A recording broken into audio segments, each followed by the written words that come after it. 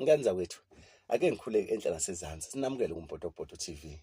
Nizokhumbula udaba siseNyukhasela, nizokhumbula udaba lomuzi wakaMthabela olaphana eNyukhasela emadadeni. Udaba lawo ngeke ngalithinta impela ikhaweni nganyana olalimayelana nomakoti owayenqwaha nomuzi, umakoti owayexosha amalunga omndeni ethi yena umuzi wakhe. Kwanemibuzo-ke eyayisimningi-ke isishiyana ukuthi ungaba kanjani umuzi owakho wena wafika uzogana la ekhaya indodana kukubo la, yona kwakumele ikwakhela umuzi le eceleni ozoba owakho. So la ekhaya akusiwona umuzi wakho la ekhaya kwaMthabela, kodwa yena ubenqwaha nawo exosha amalunga omndeni. Nizokhumbula kwamanye amavidiyo ngiwabalileka iy'nhlangano thizeni ey'lapha eNyukhasela ngayicela ukuthi ake nilungise uladaba ngendlela efanele. Okungijabulisayo ukuthi-ke cha, baphe kwalo futhi balibambe ngendlela efanele, engathi kukhona okuqhamukayo okungconywana. Ngakuveza futhi kwamanye amavidiyo ukuthi baningi asebengibhalelile eNyukhasela. ENyukhasela nenzani eNyukhasela kahle kahle? Nafuna ukudla amafa abantu eNyukhasela besaphila, nenzani nidlelani imizi yabantu eNyukhasela? Nowuthathaphi lowo mqondo lowo, ikakhulukazi omakoti. Kanti bomakoti baseNyukhasela lena uma ngabe nizohamba niyogana nifundisana yiphi imfundiso, noma omama baseNyukhasela omakoti uma bezobogana yiphi imfundiso abayifundisayo, abayifundisa bona? Nakhu bevela omakoti ikhawa ey'ninganyana-ke beganga emizini la baganele khona.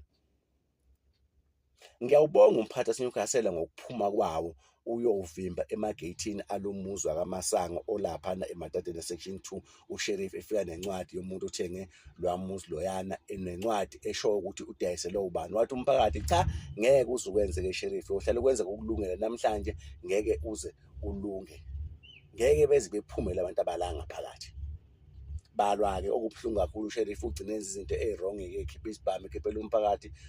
Ngomthetho wesibhamu uthi sokuzivikela wena, yena laphana asikho isidingo sokuthi ey'vikele, ngoba okokuqala loya mlungu loyana ubelwa, elwa nomphakathi, umphakathi ungalwi naye. Akekho umphakathi ade ekhipha isibhamu, akekho umphakathi ade ephethe ucelembe, akekho umphakathi ade ephethe isikhali, ngisho njalo. Kodwa yena ukhipha isibhamu, angisazi izathu, kodwa ngamacala avuliwe uzofike echazeni ukuthi bekungasiphi izathu, and ukuphepha kwakhe bekungasekho kuphi khona ekubeni kunamaphoyisa. Right. Ake ngibuye-ke ngodaba loya muzi loyana. Uyabona lubuhlungu udaba laloya muzi loyana ngenxa kamakoti wakhona laphana owayegane uJabu, okuJabulani, okuyingane kababa uMasango. Sizokhumbula ukuthi ubaba uMasango beney'ngane eziwu-5 kumama Masango, amantombazane awu-3 nabafana bawu-2.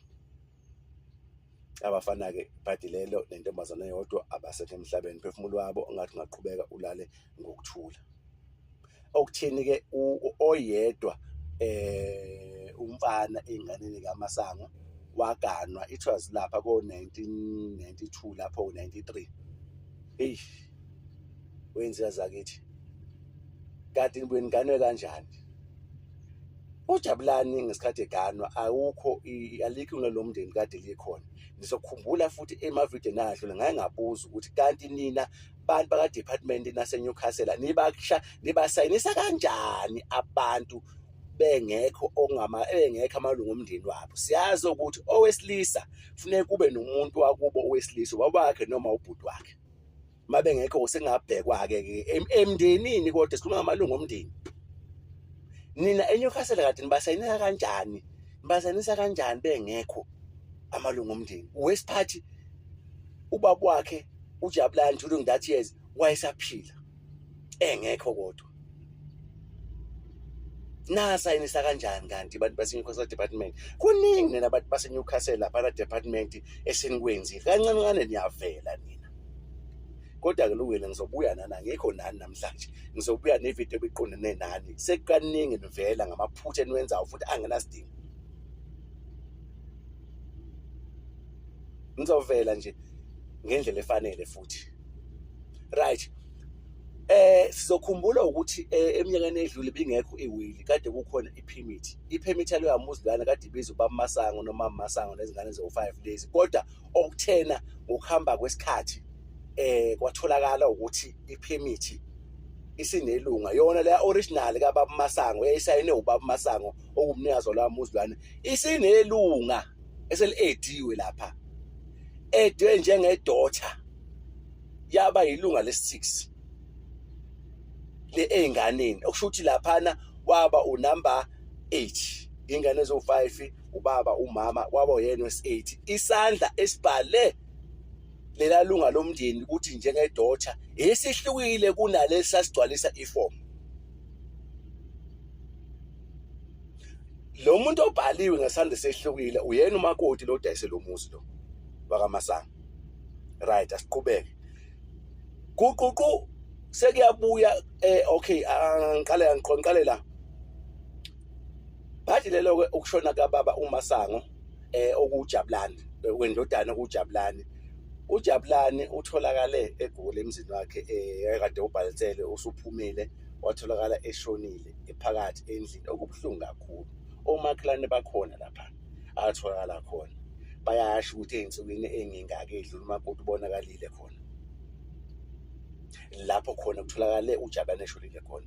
Okubuhlungu kakhulu, utholakala uJabulani umzimba wakhe usubolile, usuwonakele, kunebungu okuzimpethu, zigcwele even nasembhedeni, amehlo engasekho, ecuyiwe uJabulani.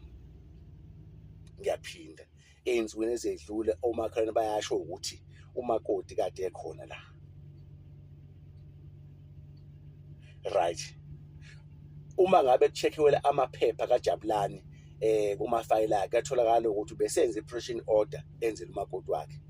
Ngaziphi izathu na? Udayisa izinto zakubo kaJabulani, ongavumelani noJabulani, wakuveza ukuthi usaze wangiqhatha nodadewethu umakoti. Ngicela ngaphinde esondele kimi. Udayisa kanjani-ke umuzi esene-operation order ukuthi ayisekho into emhlanganisa nento zala ekhaya? Right, lunembuzo emininganyana futhi ngiyazi ngizophinde ngibuye futhi. Right, asiqhubeke ndawonye. Umakoti, sibuyele kwiphemithi. Umakoti ngoba ebhaliwe laphana ngesandla sehlukile kwiphemithi, kwi-original eyayisayinwe ubaba uMasango, uqhamuka enye njengamanje iphemithi yaloya muzilwana ebhaliwe futhi wonke abantu abakule phemithi endala.